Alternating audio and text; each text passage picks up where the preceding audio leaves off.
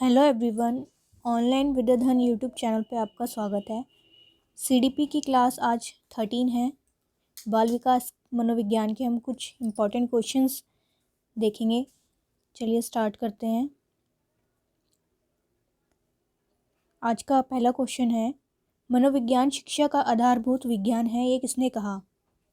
आपके सामने ऑप्शंस हैं BN झा, स्किनर, डेविस या वुडबर्थ।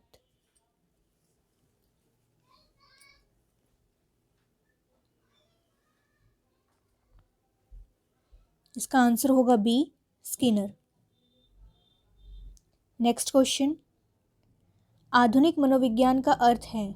ऑप्शंस हैं मन का अध्ययन, आत्मा का अध्ययन, शरीर का अध्ययन या फिर व्यवहार का अध्ययन।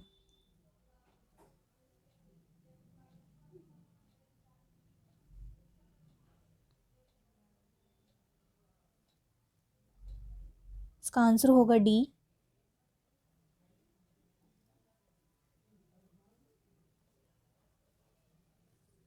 व्यवहार का अध्ययन।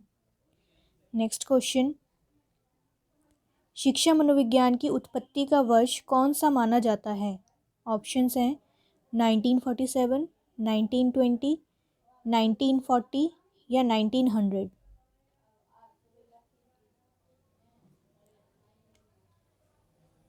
शिक्षा मनोविज्ञान की उत्पत्ति का वर्ष आंसर होगा डी, 1900 को माना जाता है। नेक्स्ट क्वेश्चन, शिक्षा मनोविज्ञान का संबंध किससे नहीं है?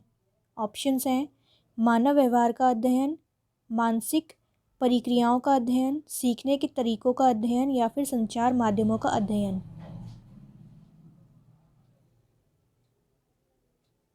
इसका आंसर होगा डी, संचार माध्यमों का अध्ययन नहीं माना जाता। नेक्स्ट क्वेश्चन, निम्नलिखित में से कौन शिक्षा मनोविज्ञान की प्रकृति है? ऑप्शंस कला, विज्ञान, विद्यात्मक विज्ञान या फिर उपरोक्त में से कोई नहीं। शिक्षा मनोविज्ञान की प्रकृति है विद्यात्मक विज्ञान। आंसर होगा सी, विद्यात्मक विज्ञान। नेक्स्ट क्वेश्चन, शिक्षा मनोविज्ञान की दृष्टि से निम्नलिखित में से कौन सा कथन सत्य है? ऑप्शंस हैं बच्चे अपने ज्ञान का स्वयं सर्जन करते हैं, विद्यालय में आने से पहले बच्चों को कोई पूर्व ज्ञान नहीं होता है, अधिगम प्रक्रिया में बच्चों को कष्ट होता है या फिर बच्चे यथावत सीखते हैं जो उन्हें पढ़ाया जाता है।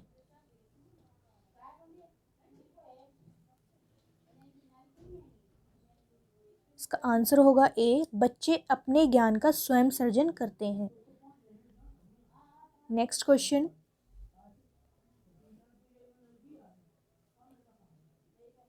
एक शिक्षक को अपने विद्यार्थियों की क्षमताओं को समझने का प्रयास करना चाहिए। निम्नलिखित में से कौन सा क्षेत्र इस उद्देश्य के साथ संबंध है? ऑप्शंस हैं सामाजिक दर्शन, मीडिया मनोविज्ञान, शिक्षा मनोविज्ञान या शिक्षा समाजशास्त्र। इसका आंसर होगा सी, शिक्षा मनोविज्ञान। नेक्स्ट क्वेश्चन, शिक्षा मनोविज्ञान की दृष्टि से निम्न में से कौन सा कथन सत्य है? ऑप्शंस हैं बच्चे अपने ज्ञान का स्वयं सर्जन करते हैं, विद्यालय में आने से पहले बच्चों को कोई पूर्ण ज्ञान नहीं होता है, अधिगम प्रक्रिया में बच्चों को कष्ट होता है, बच्चे यथावत वही सीखते हैं जो उन्हें पढ़ाया जाता है। ये क्वेश्चन रिपीट हो गया है और ये रिपीट इसलिए हुआ है क्योंकि ये बार बार रिपीटेड आने वाले क्वेश्चंस हैं, तो ये बहुत इंपॉर्टेंट क्वेश्चन है, आप इसे ज़रूर देखें। इसका आंसर आपको पता है, ऑप्शंस ए, बच्चे अपने ज्ञान का सर्जन स्वयं करते हैं।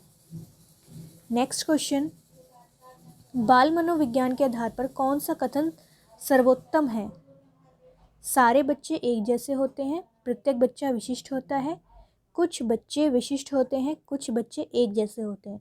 आपको सर्वोत्तम कथन को बताना है। इसका आंसर होगा बी, प्रत्येक बच्चा विशिष्ट होता है।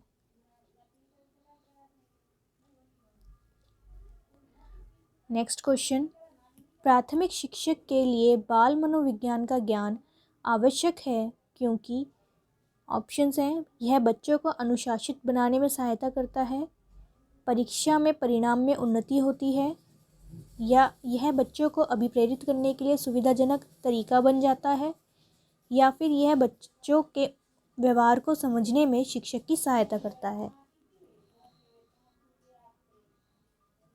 उसका आंसर होगा डी, बाल मनोविज्ञान का ज्ञान बच्चों के व्यवहार को समझने में शिक्षक की सहायता करता है। नेक्स्ट क्वेश्चन, बाल मनोविज्ञान का केंद्र बिंदु है ऑप्शंस, अच्छा शिक्षक, बालक, शिक्षण प्रक्रिया या विद्यालय। इसका आंसर होगा केंद्र बिंदु बालक होता है। नेक्स्ट क्वेश्चन, बाल मनोविज्ञान के आधार पर कौन सा कथन सर्वोत्तम है? ऑप्शंस, सारे बच्चे एक जैसे होते हैं, कुछ बच्चे एक जैसे होते हैं, कुछ बच्चे विशिष्ट होते हैं, या प्रत्येक बच्चा विशिष्ट होता है।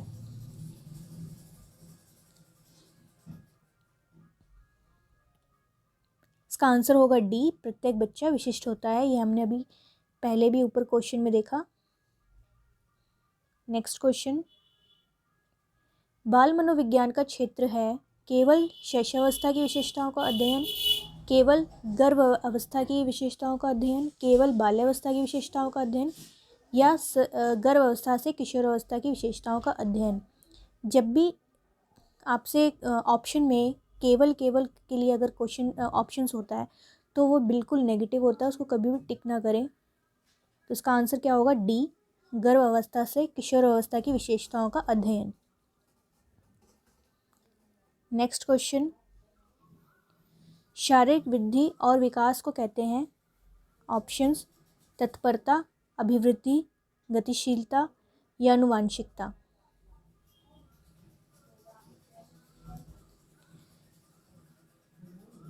शारीरिक वृद्धि और विकास को अभिवृद्धि कहते हैं।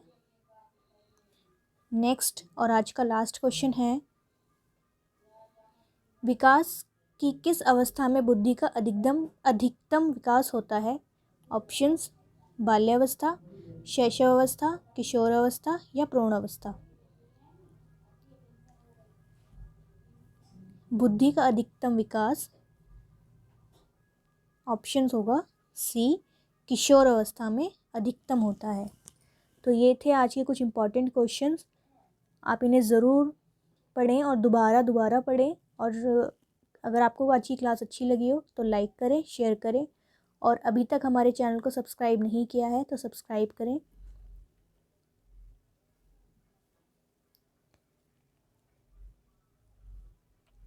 तो चलिए मिलते हैं अगली क्लास में। और अगर आपने अभी तक हमारे ऑनलाइन विद्याधन ऐप को डाउनलोड नहीं किया है तो डाउनलोड करें। वहाँ आपको कुछ प्रैक्टिस सेट मिलेंगे जो फ्री हैं और आपके लिए बहुत हेल्पफुल होंगे। वहाँ इसको डाउनलोड करने के लिए इस वीडियो के डिस्क्रिप्शन बॉक्स में लिंक दिया हुआ है, आप वहाँ जाके सीधा से डाउनलोड कर सकते हैं। चलिए मिलते हैं अगली क्लास में, तब तक के लिए नमस्कार।